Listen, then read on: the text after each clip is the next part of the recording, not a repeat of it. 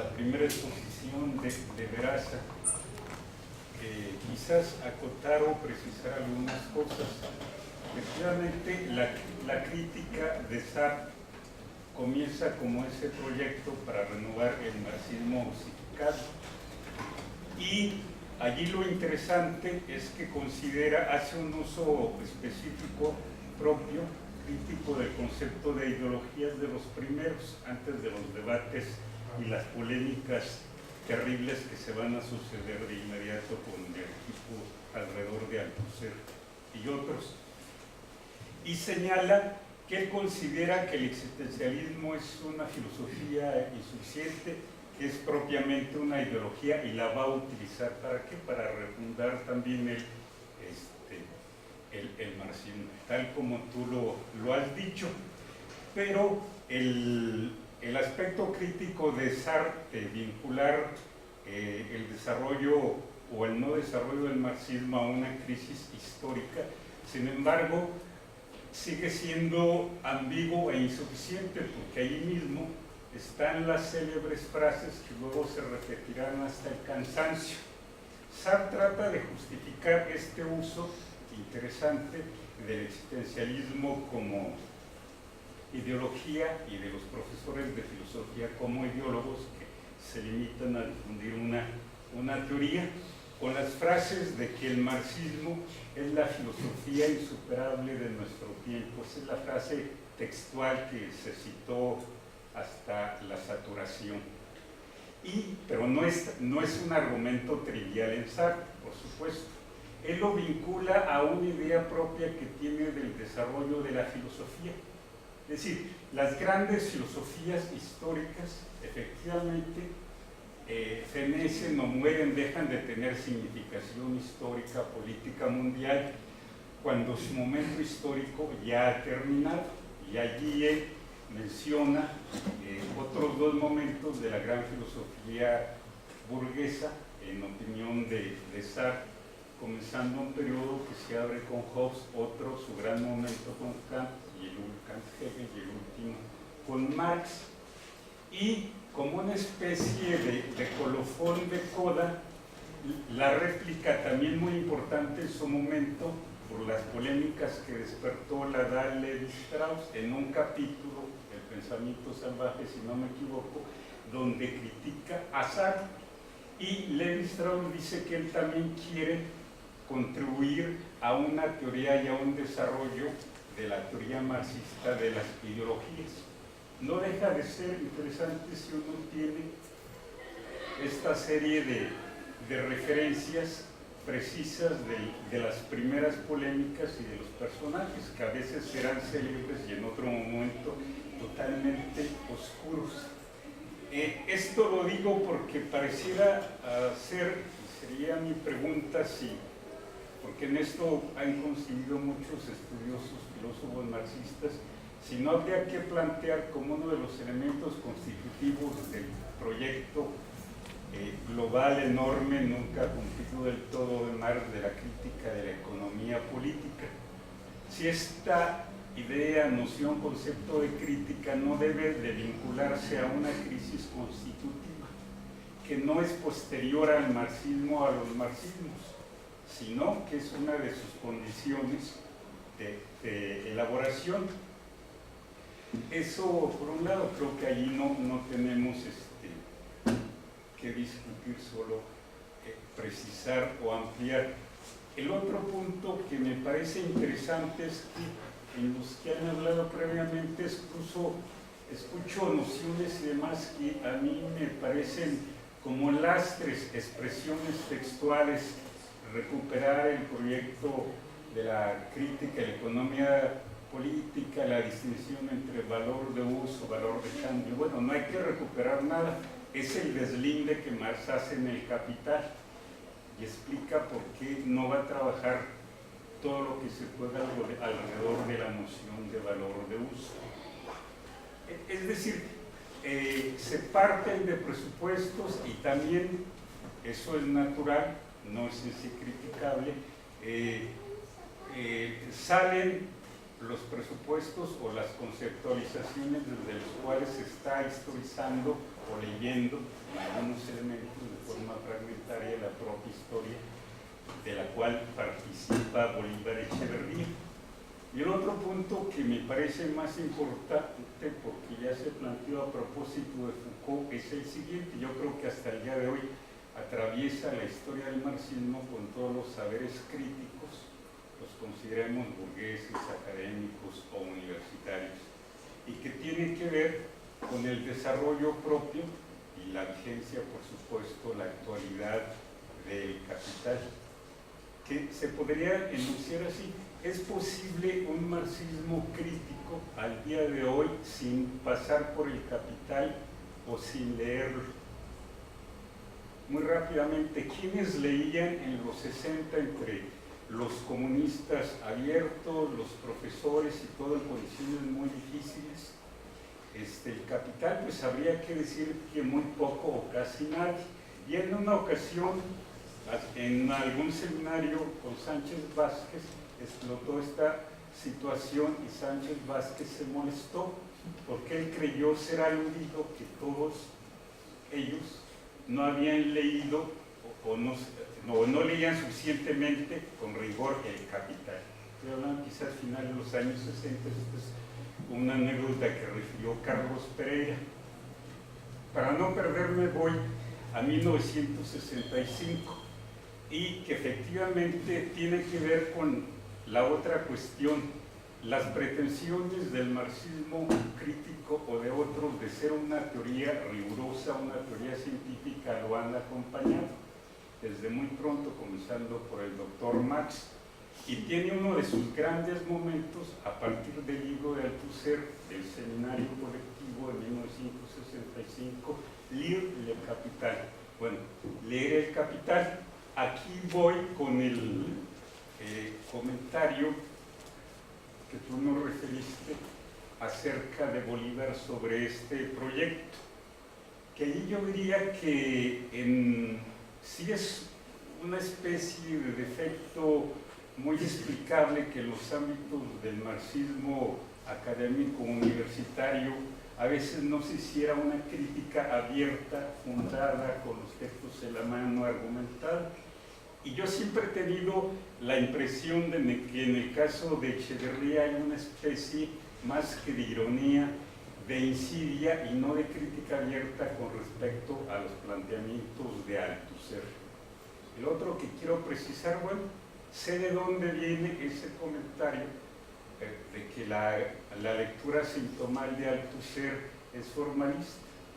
Para las más jóvenes hay que decirles que es una lectura, una contribución original que Althusser hace leyendo a Freud en ese momento. No le debe nada a Lacan, a pesar del que erige como autoridad epistemológica a nivel mundial es a Lacan. Después todos los discípulos izquierdistas se podrán a leer a Lacan. Bueno, la cuestión de la lectura sintomal, donde Althusser efectivamente se inspira en el concepto de síntoma de Freud, tiene que ver cómo se lee un texto teórico, científico, literario y sobre todo filosófico, y tratar de desmontar los presupuestos de las evidencias empíricas, de los presupuestos ideológicos, de lo impensado, como se decía en la época. Y en ese sentido, Althusser le atribuye a Marx ejercer sin ser totalmente consciente, pero sí de forma productiva, él mismo una lectura sintomal cuando lee en su obra a los economistas clásicos. Y los critica, y hay un punto sensible cuando Marx en su lectura les hace ver la ceguera, que tiene que ver con los elementos que toma Althusser. Althusser se los atribuye, que en todo caso habría que discutir la pertinencia o no, al Marx del capítulo del 16 del tomo 1, que tiene que ver con el salario. 17. Es a partir, 17, del análisis de la forma salario, donde, según Althusser, habría Marx aplicado sin ser del todo consciente, un ejercicio crítico de la propia lectura sintomal que estaba llevando a cabo y que nunca teorizó. Porque este punto de quienes leían El Capital es importante. En los 50 lo leyeron los grandes teóricos de las universidades pontificias, que están ahí varios libros que eran los que se difundían. Y lo quiero plantear porque las preguntas o las posiciones de Althusser, no hay lectura inocente, siempre hay presupuestos ideológicos impensados, no controlados, que son los que de alguna forma ordenan o codifican las preguntas. Y viene aquí mi observación también, que tiene que ver con una observación acerca de Foucault, pero yo diría que es más bien el debate que el saber universitario, académico, las ciencias sociales, humanas no han dejado de ejercer, y lo seguirán haciendo, lo hacen hasta el día de hoy en otras condiciones más complicadas, acerca del valor o el estatuto epistemológico de la obra de Marx, pero no en general, sino específicamente del proyecto crítico, de la crítica de la economía política, y qué es exactamente esto que se entiende, que allí se inscribe la obra de Bolívar Echeverría, me parece que ustedes la han situado muy bien, que habría que seguirla discutiendo. Ojo, ¿por qué digo esto? Porque es un debate tampoco o nunca abierto, siempre oblicuo en el caso de Foucault. Esa expresión que cita Bolívar pertenece a Las palabras y las cosas, un libro que se publicó en 66. Y claro, el argumento de Foucault, que también esta parte, esta frase se citó hasta el cansancio para decir, ya ven, allí ya está reducido el discurso crítico de Marx. Pero no, Foucault era no una consecuencia lógica, sino que él trataba de situar, cuando hablaba de estas grandes configuraciones teóricas que ordenan los saberes a través de códigos episteme, que después de las enormes discusiones nunca más decidió usar. Y es en el 19 paradójico, por eso allí se juega una de las primeras críticas malentendidas en el entorno cercano al grupo de Althusser. Según Foucault, la episteme en el umbral de la modernidad se caracteriza por la emergencia de la historia, y por eso la crítica que le hace a Marx resultaría más contundente y más liquidadora, para emplear este terminajo de origen político, cuando Foucault señala que precisamente en el pensamiento histórico del siglo XIX, que apenas ha emergido, el marxismo teórico se mueve como pez en el agua, y que fuera de allí pues se asfixia o demás. La cuestión es el estatuto teórico de la teoría de Marx. Le remito un comentario que hacía un filósofo de la época que respondía muy bien, Badiou, dice muy rápidamente, bueno, hay luego que analizar esta ligereza preteórica de Foucault contra el discurso de Marx, y dice algo, para que vean los términos, y esto es lo que me parece decisivo, dice, y hay que recalcar la impotencia teórica de Foucault para pensar la distinción entre ciencia y no ciencia. Ya está toda la polémica que ha desarrollado Althusser sobre la oposición ciencia e ideología. Y dice Badiou, comenta en su breve apunte, y Foucault es impotente y solo se queda en una no distinción entre una arqueología de la no ciencia y falsas ciencias. Esa es la réplica rapidísima que ya se va. Badiou lamentablemente nunca desarrolló más esto. Pero el punto es el Foucault polémico de la época, que se consideraba tecnocrático y todo, hay que decirlo, plantea en una crítica rápida, a mí me parece grotesca por superficial, pero Foucault va a modificar su posición Y en 1975, después de publicado Vigilar y Castigar, cuando le preguntan acerca de Marx, dice, bueno, ¿qué significa hoy ser historiadora o ser historia? Pues significa seguir las enseñanzas y hacer uso de ciertos conceptos construidos por Marx. Ya eso, el Foucault del 75, le parece evidente. En el caso de Foucault, su relación con Marx, así como con Freud, siempre fue más que ambivalente y ambigua. Hacia este tipo de aserciones teóricas siempre fueron polémicas, así como esta respuesta muy desenvuelta. No se puede hacer historia si no se parte de Marx.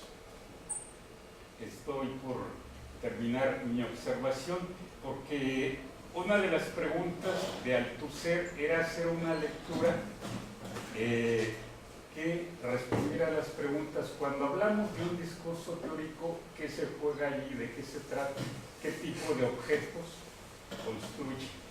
Y por eso se plantea las discusiones. Él no las analiza detenidamente, ya habla, bueno, hay una lectura predominantemente economicista del Capital, lee un texto de teoría económica, ya hay una lectura empirista, historicista, que considera que el Capital es un texto inconcluso de historia empírica, y es allí cuando él plantea su tesis, que hasta el día de hoy yo diría que es una de las grandes tesis de Althusser sobre el pensamiento de Marx. El objeto teórico del Capital de Marx constituye una teoría de la historia. La teoría de la historia de Marx no está solo en el 18 Brumario, en el Manifiesto y en otros textos convergentes de Engels. La teoría de la historia de Marx está en el Capital. Y efectivamente, toda la serie de malentendidos teóricos acerca de psiconomía política o teoría de la historia, según Althusser, son desplazados, situados ya con cierta coherencia. Y es uno también de las tesis importantes que él deriva de la lectura del Capital, que yo diría que esto es un trabajo aún por hacer, porque la mayoría de las respuestas teóricas sobre qué constituye el capital y cuál es su objeto, los filósofos marxistas, algunos lo han dejado de ser, desde entonces no han dejado de medirse y de polemizar desde diferentes concepciones acerca de este asunto, y atribuyéndole y ejerciendo cierta idea de la filosofía de Marx y de su discurso filosófico materialista, que es otro problema bastante difícil de plantear. Pero sí me gustaría precisar, incluso yo daría en otro momento, se puede discutir en qué universidades, en qué círculos comunistas, marxistas, radicales se leía el Capital. Esto es muy importante. Supuesto, esto vale para nuestro país y para América Latina. Por ejemplo, en Francia, para terminar, ¿quiénes habían leído el Capital antes que el grupo Althusser? Bueno, pues un joven filósofo que luego se fue a la etnología, Maurice Godely, ya a finales de los 50 había publicado un par de artículos muy importantes y muy densos sobre el método del Capital. Ya los filósofos comunistas, desde los años 50 en Italia, con Della Volpe a la cabeza, luego Coletti y Cerroni habían hecho su propia lectura del Capital. Y un poquito después vendrían los jóvenes radicales de Antonio Negri, que hacen una lectura directamente política, la llaman ellos, del Capital, porque además tiene que ver, y la ven contemporánea, con las luchas fabriles y estudiantiles. Es decir, hay una serie de antecedentes precisos que se pueden ubicar a la distancia acerca de las lecturas que se hacían del Capital en los círculos políticos, en las academias y en los pocos lugares de las universidades que se podía acceder o que se permitía enseñar el marxismo. Y yo diría que es allí donde se inscribe el proyecto crítico de Bolívar Echeverría. Pero esta Yo encuentro, y es una expresión personal mía, cuando le leí uno de sus ensayos sobre Benjamin, y ironiza a propósito de Kautsky y de Althusser, señalando que son los autores, para Bolívar positivistas, que siguen clavados o que han intentado desarrollar la teoría o concebir la teoría de Marx ante todo como una teoría científica. Y termino con alguien para que vean que quizá no ande tan desencajado, lo cuenta Gandhi cuando dice que Bolívar Echeverría, viendo la difusión en los ámbitos académicos del grupo Althusser, que fue también muy polémica, muy sorda y no explícitamente abierta al comienzo, hizo traducir y publicar en Cuadernos Políticos un artículo de Habermas para contrarrestar. Y si uno ve qué plantea allí Habermas sobre la reconstrucción del materialismo histórico y a dónde lo conduce, no deja de ser irónico, pero eso se vuelve contra el comentario de Echeverría.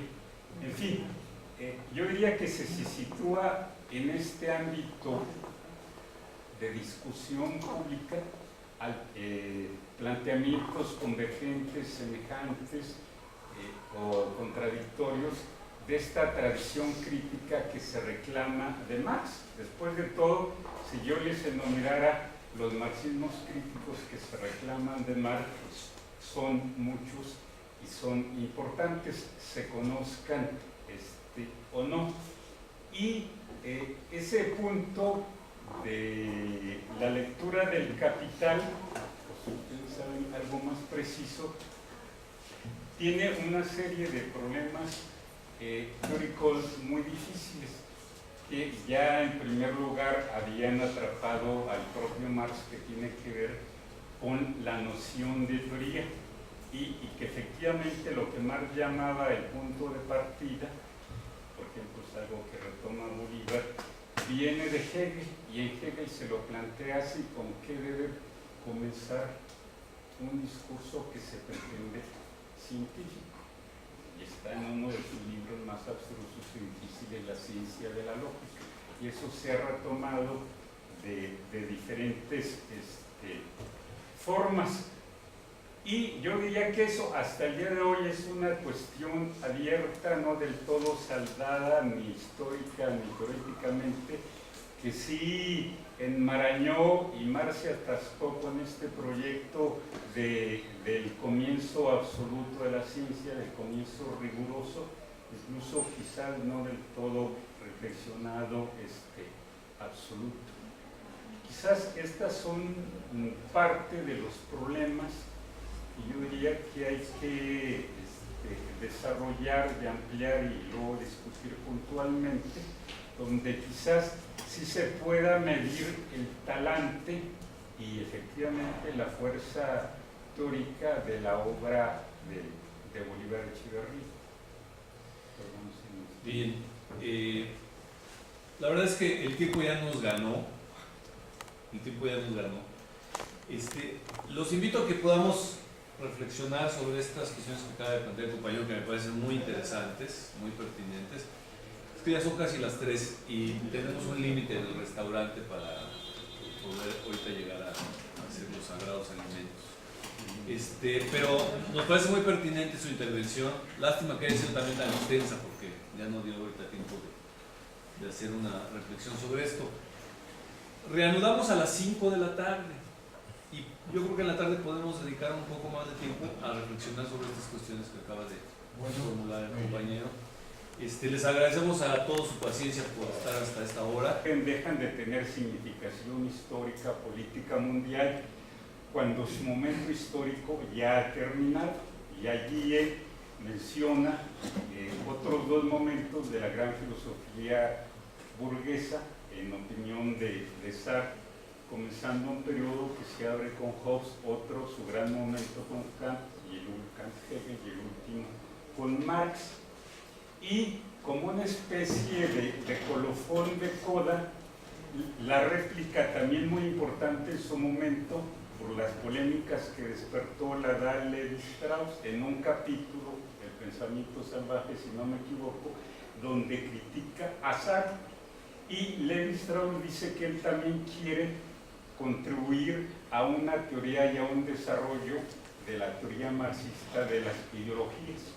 No deja de ser interesante si uno tiene esta serie de referencias precisas de las primeras polémicas y de los personajes, que a veces serán célebres y en otro momento totalmente oscuros. Esto lo digo porque pareciera ser, sería mi pregunta, si, porque en esto han coincidido, considera que el existencialismo es una filosofía insuficiente, que es propiamente una ideología y la va a utilizar ¿para qué? Para refundar también el marxismo, tal como tú lo has dicho. Pero el aspecto crítico de Sartre, vincular el desarrollo o el no desarrollo del marxismo a una crisis histórica, sin embargo, sigue siendo ambiguo e insuficiente, porque ahí mismo están las célebres frases que luego se repetirán hasta el cansancio. Sartre trata de justificar este uso interesante del existencialismo como ideología y de los profesores de filosofía como ideólogos que se limitan a difundir una teoría, con las frases de que el marxismo es la filosofía insuperable de nuestro tiempo. Esa es la frase textual que se citó hasta la saturación. Pero no es un argumento trivial en Sartre, por supuesto. Él lo vincula a una idea propia que tiene del desarrollo de la filosofía. Es decir, las grandes filosofías históricas, efectivamente, fenecen o mueren, todo en la primera exposición de Veraza, quizás acotar o precisar algunas cosas. Efectivamente, la crítica de Sartre comienza como ese proyecto para renovar el marxismo osificado. Y allí lo interesante es que hace un uso específico propio, crítico del concepto de ideologías de los primeros, antes de los debates y las polémicas terribles que se van a suceder de inmediato con el equipo alrededor de Althusser y otros. Y señala